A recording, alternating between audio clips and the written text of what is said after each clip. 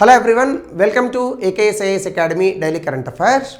So ముందుగా నిన్న ఇచ్చినటువంటి క్వశ్చన్లో కనుక ఆన్సర్ చూస్తే 3 కరెక్టేనండి. UN general assembly can grant observer status to non member states. అలాగే intergovernmental organisations can seek observer status. Permanent observers can maintain missions at the UN headquarters. 3 కరెక్టే. So answer is 1, 2, 3. ఇక ఈరోజు టాపిక్లోకి వెళ్ళే ముందు, if you are looking for UPSC admissions, అట్లాగే group 1 and group 2 both Andhra Pradesh and Telangana, దయచేసి కింద నెంబర్కి కాల్ చేయండి. మీకు వివరాలు ఏమైనా ఉంటే వాళ్ళ దగ్గర నుంచి పొందవచ్చు. సో ఇక ఈరోజు టాపిక్లోకి వెళ్తే, మాధవ్ గాడ్గిల్ పర్యావరణ పరిరక్షణకు సంబంధించి, ముఖ్యంగా పశ్చిమ కనుమల యొక్క పర్యావరణ పరిరక్షణకు సంబంధించి ఎవరైనా కనుక న్యూస్ పేపర్లో కానీ న్యూస్లో కానీ ఏవైనా విషయాలను కనుక చదివుంటే ఈ వ్యక్తి పేరు తెలియనటువంటి వ్యక్తులు ఉన్నారు. పర్యావరణ పరిరక్షణ అనేటటువంటి దాంట్లో చాలా అద్భుతమైనటువంటి రీసెర్చెస్ చేసి చాలా రిపోర్ట్లకి సంబంధించి అందులో భాగంగా అందులో చైర్మన్గా కమిటీ హెడ్స్గా ఉండి పర్యావరణం అనేటటువంటి దాన్ని కాపాడుకోకపోతే మనం అభివృద్ధి సాధించి ఉపయోగం లేదు అనేటటువంటి అంశాన్ని చాలా ధైర్యంగా నిక్కచ్చిగా ప్రభుత్వాలకు వ్యతిరేకంగా చెప్పినటువంటి వ్యక్తి మాధవ్ గాడ్గిల్. సో గొప్ప గొప్ప మహానుభావుల తాలూకా స్మరణ అనేటటువంటి చాలా మంచిదని చెప్తూ ఉంటారు. సో అందులో పర్యావరణానికి సంబంధించి మాధవ్ గాడ్గిల్ గారు చేసినటువంటి కృషి చాలా అద్భుతమైనది, అద్వితీయమైనది కూడా. సో దీనికి సంబంధించి న్యూస్లో ఇటీవల కాలంలో ఈయన మరణించారు. 1942లో పుట్టినటువంటి ఈయన 2026లో ఈ మధ్యన ఈయన మరణించారు. సో ఈయన్ని పీపుల్స్ ఎకాలజిస్ట్ అని పిలుస్తారు.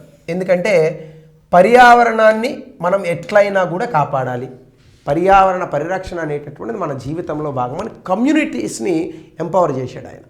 సో ఈయన ఒక ప్యానల్ ఉంటుంది, మాధవ్ గాడ్గిల్ కమిటీ అని అంటారు దాన్ని. Western Ghats ecology expert panel అని అంటారు. దీన్ని గవర్నమెంట్ ఆఫ్ ఇండియా కాన్స్టిట్యూట్ చేసింది. ఎందుకంటే వెస్టర్న్ ఘాట్స్లో చాలా వరకు కూడా డెవలప్మెంట్, అలాగే అగ్రికల్చర్కి సంబంధించి, అలాగే ఇంకా మైనింగ్కి సంబంధించి కేరళ, కర్ణాటక, మహారాష్ట్ర లాంటి రాష్ట్రాల్లో చాలా ఇబ్బందులు వచ్చాయి. సో ఈ వీటిని మనం ఉంచాలా లేదని అనుకుంటే వాటిని అట్లానే వదిలేయాలా అనేటటువంటి క్వశ్చన్ వచ్చినప్పుడు ఈ కమిటీని అపాయింట్ చేశారనమాట. సో దీనికి ఈయన హెడ్గా ఉన్నారు. దీనికి సంబంధించి ఈయన ఒక రిపోర్ట్ ఇచ్చారు. దాన్ని ప్రభుత్వాలు వ్యతిరేకించాయి. అయినా కూడా ఆయన, మీరు వ్యతిరేకించిన ఇదే నిజము, పర్యావరణాన్ని పరిరక్షించాలంటే పశ్చిమ కనుమలను ముట్టుకోకండి అనేటటువంటి ఒక డిస్కషన్ని దేశవ్యాప్తంగా తీసుకొచ్చాడు ఈయన. ఆయన తాలూకా పరిశోధనలలో భాగంగా అలాగనే చాలా విధానాలను కూడా ప్రభుత్వాలకి ఈయన ఇచ్చాడు. దీనికి సంబంధించి ఒక్కసారి Madhav Gadgil report western ghat conservation debate గురించి కనుక మనం చూస్తే, western Ghats ecology expert panel దీన్ని మాధవ్ గాడ్గిల్ గారి నేతృత్వంలో 2011లో డ్రాఫ్ట్ రిపోర్ట్ ఒకటి బయటకు వచ్చింది. ఫైనల్ రిపోర్ట్ 2011లో వచ్చింది, అపాయింట్ చేసింది ఇంకా ముందే. సో ఇదేంటంటే పబ్లిక్గా దీన్ని రిలీజ్ చేయలేదు ఆ రోజు ఉన్నటువంటి ప్రభుత్వం. అయితే రిపోర్ట్ మాత్రం స్టేట్ గవర్నమెంట్స్ అంటే రాష్ట్ర ప్రభుత్వాల పరిధిలో మాత్రం ఈ యొక్క రిపోర్టు వెళ్ళింది. చాలామంది ఆర్టీఐలు ఫైల్ చేశారు. అప్పటికి కూడా ఏవో కొన్ని కారణాలను చూపించి ప్రభుత్వాలు బయటికి ఇచ్చేటటువంటి ప్రయత్నం చేయలేదు. అయితే ఈ యొక్క ఎన్వైరన్మెంటల్ గ్రూప్స్ అని కొన్ని ఉంటాయి, అంటే పర్యావరణ పరిరక్షణ కోసమే పాటుపడేటటువంటి కొన్ని సమూహాలు ఉంటాయి. బహుశా వాళ్ళనేమో అప్పుడప్పుడు కొన్ని పర్యావరణము, అలాగనే ఈ అడవులు నరికివేత ఇవన్నీ కాస్త తగ్గుతూ ఉంటాయి. మీకు నాకు పెద్ద పట్టింపే ఉంటుంది చెప్పండి. అడవులు నరికినా అయ్యో అని అనుకుంటామే తప్ప అడవులు నరికివేతను కాపాడేటటువంటి ప్రయత్నం చేయం.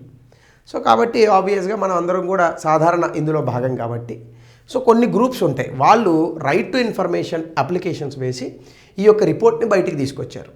అప్పుడు చీఫ్ ఇన్ఫర్మేషన్ కమిషనర్ ఇందులో ఇంటర్వెన్షన్ అయ్యి కోర్టు ప్రొసీడింగ్స్ ద్వారా ఫైనల్గా ఈ రిపోర్టు 2012లో బయటకు వచ్చింది. ఈ రిపోర్ట్లో చాలా అంశాలను చెప్పారనమాట. మాధవ్ గాడ్గిల్ గారి ఫిలాసఫీ కూడా మనకి ఇందులో కనిపించింది. ఈయన ఏమన్నాడంటే, అసలు అభివృద్ధి అనేటటువంటి దాన్ని ఆకాంక్షించేటప్పుడు పర్యావరణ పరిరక్షణ అందులో కనుక భాగం చేయకపోతే ఆ అభివృద్ధి అనేటటువంటి దానికి ఏమాత్రము విలువ లేదు. సో ఈయన రిపోర్ట్లో ఇంక్లూజివ్ అండ్ డీసెంట్రలైజ్డ్ డెవలప్మెంట్ చెప్పాడు. అంటే లోకల్ పార్టిసిపేషన్, మనం ఏదైనా ఒక అడవుల నరికివేతో లేదా ఒక డెవలప్మెంట్ ప్రాజెక్టో చేస్తున్నాం, అక్కడ ఉన్నటువంటి గ్రామ సభని అడిగి ఇక్కడ అడవుల నరికివేత చేస్తే మీకేమైనా ఇబ్బందా అనేటటువంటి కన్సెంట్ని పొంది అలా పర్యావరణ పరిరక్షణ చేస్తూ మాత్రమే మనం అభివృద్ధి చేయాలనేటటువంటిది ఆయన యొక్క ఆలోచన. సో దీనికి సంబంధించి ఆయన పరిరక్షణ ఎట్లా చేయాలి, ల్యాండ్ యూజ్కి సంబంధించి డెసిషన్స్ ఎట్లా ఉండాలి, ఇవన్నీ గ్రామ సభస్తో మనం పెట్టాలి, లోకల్ కమ్యూనిటీస్ని ఎంపవర్ చేయాలి అనేటటువంటి అంశాలను అనేకంగా ఈయన చెప్పాడు. సో అట్లనే టాప్ డౌన్ అప్రోచ్, అంటే ఢిల్లీలో ఎవడో కూర్చుంటాడు, సో ఆయన ఇగో పలానా ఏరియాని డెవలప్ చేయండి అని చెప్తాడు, కింద వాళ్ళు వచ్చి నరికేస్తారు. ఆ అప్రోచ్ వద్దే వద్దు అసలు. మనం ఎప్పుడు కూడా పర్యావరణ పరిరక్షణ అనేటటువంటిది చేయాలి అంటే లోకల్ పాపులేషన్, స్థానిక జనాభాను విస్మరించకూడదు. స్థానిక జనాభా యొక్క ఆలోచనలు, స్థానిక జనాభా యొక్క ఆశలు, కోరికలు, వీటికి అనుగుణంగానే మనం పర్యావరణాన్ని రక్షించేటటువంటి ప్రయత్నం చేయాలనేటటువంటిది ఈయన వాదన. అంటే టాప్ డౌన్ అప్రోచ్ వద్దు, బాటమ్ టాప్ అప్రోచ్కి పోదాం. సో అట్లానే కనుక మనం చూస్తే స్టేట్ లెవెల్ రెసిస్టెన్స్, ఈయన చెప్పినటువంటి ఈ యొక్క ఫిలాసఫీ, ఈ రిపోర్ట్ని రాష్ట్ర ప్రభుత్వాలు చాలా వ్యతిరేకించారు, ముఖ్యంగా కేరళ, కర్ణాటక.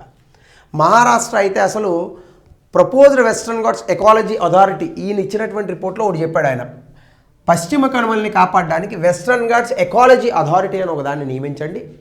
ఈ అథారిటీ చెప్పినట్టు మాత్రమే నడుచుకోవాలి. ఏ పర్యావరణానికి ఇబ్బంది కలిగించేటటువంటి ప్రాజెక్టులు వచ్చినా ఈ అథారిటీ తాలూకా కన్సెంట్ తప్పనిసరి. ఇట్లాంటి కొన్ని పాయింట్లు ఏవో చెప్పాడు. అసలు మహారాష్ట్ర వద్దంది ఇది, ఎందుకంటే మాకు ఆల్రెడీ అట్లాంటి ఇన్స్టిట్యూషన్స్ ఉన్నాయి, మీరు ఇది పెడితే మళ్ళీ ప్యారలల్ అడ్మినిస్ట్రేషన్ క్రియేట్ అవుతుంది, అసలు వద్దు మాకు, అసలు మాధవ్ గాడ్గిల్ రిపోర్టే వద్దు. కేరళ ప్రభుత్వం అయితే ఏం చెప్పిందంటే ఈయన అసలు పశ్చిమ కనుమల్ని ముట్టుకోవద్దని అంటున్నాడు, దాన్ని ఎకలాజికల్లీ సెన్సిటివ్ ఏరియాగా ప్రకటించమంటున్నాడు. దీనివల్ల అక్కడ వ్యవసాయం కానీ, ప్లాంటేషన్ క్రాప్స్ అంటే రబ్బరు ఇట్లాంటివి ఉంటాయి కదా, కాఫీ, అట్లాంటి పంటలు దెబ్బతింటాయి. దీనివల్ల అక్కడ ఉన్నటువంటి వ్యక్తుల తాలూకా జీవన ఉపాధి అనేటటువంటి సన్నగిల్లుతుంది. వాయనాడు, ఇదుక్కి లాంటి జిల్లాలలో చాలా ఇబ్బంది కలుగుతుంది, అసలు వద్దని చెప్పింది కేరళ ప్రభుత్వం. ఒప్పుకోలా. అందుకే మొన్న ఏమైంది, ఇదే వాయనాడులో కొండ చర్యలు విరుగుబడి ఊర్లే కొట్టుకుపోయినాయి. అదే మరి పర్యావరణ పరిరక్షణ అనేటటువంటిది మనం పట్టుకోకపోతే పర్యావరణం తనను తాను రక్షించుకుంటుంది. ఏం చేస్తుంది, మనిషిని లేపేస్తుంది. అదే చేసింది కేరళలో. సో అందుకే కొంచెం మనం ఆలోచించాలి.